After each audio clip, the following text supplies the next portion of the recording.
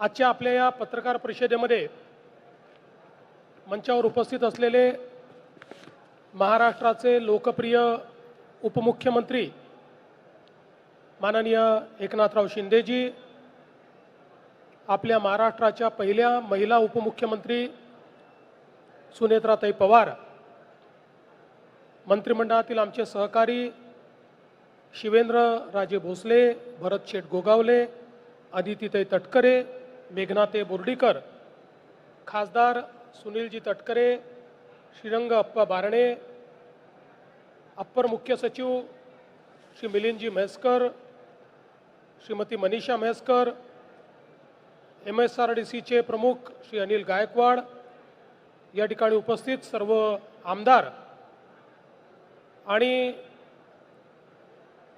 उपस्थित सर्व माझ्या प्रेसकर्मी, माध्यमकर्मी भगिनी आणि बंधूंनो, आज हा अतिशय आनंदाचा दिवस आहे की एक स्वप्न जे आम्ही सगळ्यांनी मुंबई पुणे, पुणे मुंबई प्रवास करणाऱ्या प्रवाशांकरता बघितलं होतं, आज त्याचा एक अतिशय महत्त्वाचा टप्पा पूर्ण झालेला आहे। पहिल्यांदा तर आजपासनं याला मिसिंग लिंक म्हणण्यापेक्षा कनेक्टिंग लिंक म्हटलं पाहिजे। ज्यावेळी आपण ही तयार केली तेव्हाच ही लिंक नव्हती, म्हणून आपण मिसिंग लिंक म्हणत होतो। पण आता गायकवाडजी जरा समोरचं नाव बदला आणि त्याला कनेक्टिंग लिंक असं तुम्ही त्या ठिकाणी लिहा।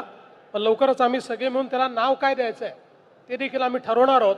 पण तोपर्यंत किमान मिसिंग आता काही नाही आहे, nothing is missing, everything is in place. आणि म्हणून मी सर्वप्रथम या ठिकाणी MSRDCचं मनापासनं अभिनंदन करतो की हा एक अतिशय आयकॉनिक प्रकल्प या ठिकाणी तयार झाला आणि नुकतंच मागच्या भागामध्ये आम्ही जो कार्यक्रम केला त्या कार्यक्रमामध्ये गिनीज बुक ऑफ वर्ल्ड रेकॉर्डनी या टनेलला वाइडेस्ट अंडरग्राउंड टनेलचा दर्जा दिलेला आहे।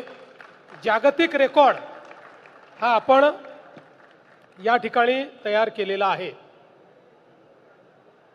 खरं म्हणजे आता या मिसिंग लिंकमुळे जवळपास अंतर हे 6 किलोमीटरनी आणि वेळ 30 मिनिटांनी, मुंबई आणि पुण्यातला वेळ प्रवासाचा 30 मिनिटांनी कमी होणार आहे। खोपोली एक्झिटपासनं सिंहगड इन्स्टिट्यूटपर्यंत अशा प्रकारचा हा बोगदा या ठिकाणी तयार करण्यात आला आहे।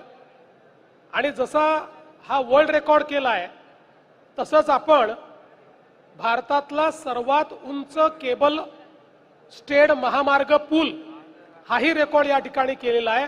सगळ्यात उंच केबल स्टेड ब्रिज, आपण ज्या ब्रिजवरनं आलो त्याची उंची 182 मीटर आहे आणि दरीवर उभारलेला हा पूल म्हणजे एक अभियांत्रिकी चमत्कार आहे। यामुळे दररोज कोट्यावधी रुपयाच्या इंधनाची बचत होणार आहे, त्यामुळे प्रदूषण कमी होणार आहे आणि लोकांचा वेळ देखील वाचणार आहे। पण या प्रकल्पाच्या संदर्भात काही गोष्टी या ठिकाणी सांगणं अत्यंत महत्त्वाचं आहे। आणि विशेषतः गेल्या सरकारांमध्ये आणि या सरकारांमध्ये, महायुतीच्या सरकारांमध्ये काय फरक आहे हे मला आपल्याला सांगायचं आहे। हा जो काही मिसिंग लिंक किंवा आताचा कनेक्टिंग लिंक आहे याचा कॉन्सेप्ट हा 2010 साली तयार झाला आणि 2010 साली तो तयार झाल्यानंतर त्याचे काही अन्वेषण झाले, त्याचा एक रिपोर्ट तयार झाला आणि 2014 साली तत्कालीन सरकारने 13 कारणं दिले, 13 की हा का होऊ शकत नाही आणि फाईल क्लोज केली। या 13 कारणामध्ये एक कारण हे देखील होतं की लोणावळा तलावाच्या खालून हा चाललाय आणि म्हणून हा मिसिंग लिंक प्रोजेक्ट करता येत नाही आणि 13 कारणं देऊन मुख्यमंत्र्यांनी सही करून हा प्रोजेक्ट पूर्णपणे बंद केला.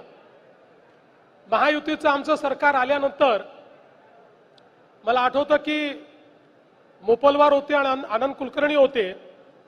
मी त्यांना बोलवलं आणि मी त्यांना विचारलं की तुमचं मत काय आहे, हा का आपण करू शकत नाही. त्यांचं म्हणणं असं होतं की आपण हे करू शकू.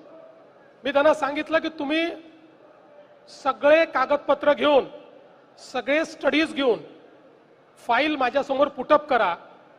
आणि त्यांनी त्या ठिकाणी पूर्ण जस्टिफिकेशन माझ्यासमोर आणलं. मी मोपलवारांना पुन्हा विचारलं, म्हटलं मोपलवार 100% आपल्याला करता येईल. म्हणाले साहेब सरकार पाठीशी असेल तर आपल्याला करता येईल. आणि डिसेंबर 15ला जुन्या सरकारचा निर्णय ओव्हररूल करून आमच्या सरकारने हा निर्णय केला की आम्ही मिसिंग लिंक करणार. आणि मी आणि शिंदेसाहेब मंत्री होते, आम्ही या ठिकाणी मिसिंग लिंकचं जे काम आहे हे काम त्या ठिकाणी सुरू केलं. आणि एक प्रश्न अजून होता की एवढं मोठं काम करायचं, याला 5-7 हजार कोटी रुपये लागणार, हे आणायचे कुठनं. त्यावेळेस मी सांगितलं की हा सेल्फ फायनान्स केला पाहिजे. आणि मग हा निर्णय आम्ही केला की याची सगळी इक्विटी ही मुंबई पुणे एक्सप्रेसवेच्या टोलमधनं आपल्याला मिळू शकते. त्यामुळे तिथनं जर इक्विटी आपण घेतली तर आपल्याला कुठल्याही नव्याने काही करण्याची आवश्यकता पडणार नाही. आपण त्याच्यातनंच डेट सर्व्हिसिंग करू शकू आणि सेल्फ फायनान्स पद्धतीनं आपण हा पूल करू शकू. आणि म्हणून त्या पद्धतीनं आपण याचं काम जे आहे हे काम केलं. हे एक इंजिनिअरिंग चॅलेंज होतं. जवळपास या केबल स्टेड ब्रिजचं डिझाईन करण्याकरता 3 वर्ष लागले. कारण या ठिकाणी अत्यंत जोराचा वारा येतो आणि वाऱ्याचे जे डेटा सेट्स आहेत, रायगड जिल्ह्यापासून पुणे जिल्ह्यापर्यंत या डेटा सेट्समध्ये प्रचंड विविधता आहे. या सगळ्या विविधता त्या ठिकाणी गृहीत धरून आणि त्यातनं कशा पद्धतीनं आपल्याला हे डिझाईन करता येईल असं डिझाईन हे तयार करण्यात आलं. आणि मग निसर्ग चक्रीवादळ आपल्याला माहिती आहे, ज्यांनी आपल्याकडे भरपूर तबाही केली, त्याचा वेग जो होता तो ताशी 130 किलोमीटर ते 155 किलोमीटर होता. आता जो आपण केबल स्टेड ब्रिज तयार केलाय, वायाडक्ट तयार केलाय, तो 240 किलोमीटर प्रति तास इतक्या वाऱ्याला त्या ठिकाणी रेजिस्ट करू शकतो. त्यामुळे निसर्ग जो काही चक्रीवादळ आहे त्याच्या 1.25 पट जरी वेगाने या ठिकाणी वारा वाहिला तरी देखील या पुलाला काही होणार नाही, अशा पद्धतीनं हे केलंय. प्रति सेकंद 70 मीटर ही जरी स्पीड असली वाऱ्याची तरीही इथे काही होणार नाही. या संपूर्ण पद्धतीला विंड टनेल मॉडेलिंग म्हणतात.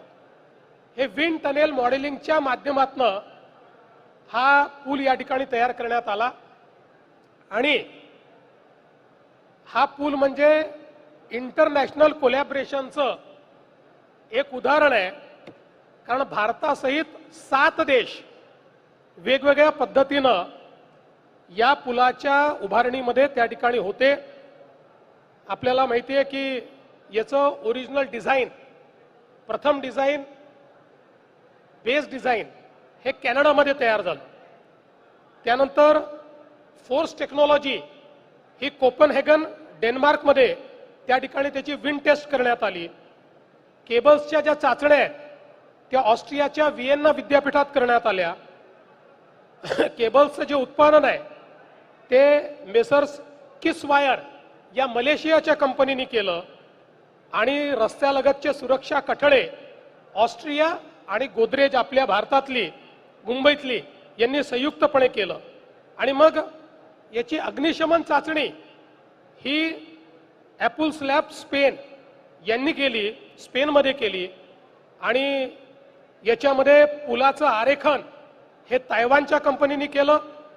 व्हेरिफिकेशन कन्सल्टंट ऑस्ट्रियाचे होते आणि केबल एक्सपर्ट हे सिंगापूरचे होते. त्यामुळे एकूण 7 देशाच्या वेगवेगळ्या कंपन्यांनी इन्स्टिट्यूशन्सनी या पुलामध्ये सहभाग घेतलाय. प्रकल्प अभियंता PNLB कन्सल्टंट होते, बिकॉन लिमिटेडनी संरेखन केलं आणि वेन्झेलनी व्हेरिफिकेशन कन्सल्टंट म्हणून काम केलं, VSLनी केबल एक्सपर्ट म्हणून काम केलं. आणि यासोबत जवळपास याच्यामध्ये सुरक्षिततेला सर्वाधिक प्राधान्य देण्यात आलेलं आहे. अद्ययावत अग्निशमनची व्यवस्था, वॉटर मिस्ट यंत्रणा, आपत्कालीन दूरध्वनी, दर 50 मीटरवर आपल्याला त्या ठिकाणी दूरध्वनी आहे, दर 300 मीटरवर 2 बोगद्यांना जोडणारे कनेक्टर आहे. म्हणजे एखाद्या बोगद्यात दुर्घटना घडली तर दुसऱ्या बोगद्यातनं इव्हॅक्युएशन करता येईल अशी व्यवस्था आहे. 24 तास CCTVचं याच्या रोकठोक महाराष्ट्राला सबस्क्राईब करा आणि बेल आयकॉनवर क्लिक करायला विसरू नका.